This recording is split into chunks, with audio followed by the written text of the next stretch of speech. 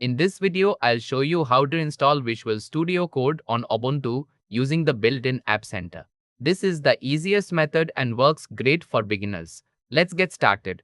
We are currently on the Ubuntu desktop. The first step is to open the Activities overview. You can do this by pressing the Super key, also known as the Windows key, on your keyboard. Or you can click on the Ubuntu icon. In the search box, type App Center. As soon as you type App Center, you'll see the App Center icon appear in the search results.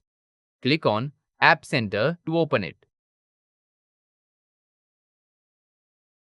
Once App Center opens, Visual Studio Code appears in the featured section.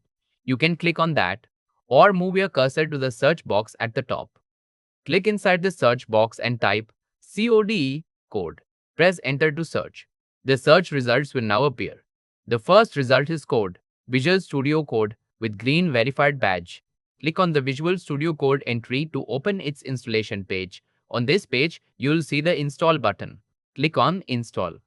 Since installing software requires administrator privileges, Ubuntu will ask you to authenticate. Enter your user account password. After entering the password, click on Authenticate. Ubuntu will now begin downloading and installing Visual Studio Code.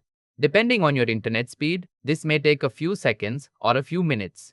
Once the installation is complete, the install button changes to open.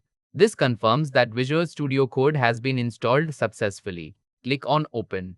Visual Studio Code will now launch for the first time. You'll see the welcome screen where you can create a new file, open an existing project, or open an entire folder. Let's close Visual Studio Code. Now, if we open the activities overview again and search for code, Visual Studio Code appears in the search results.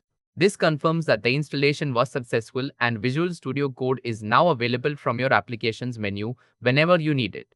That's all there is to it.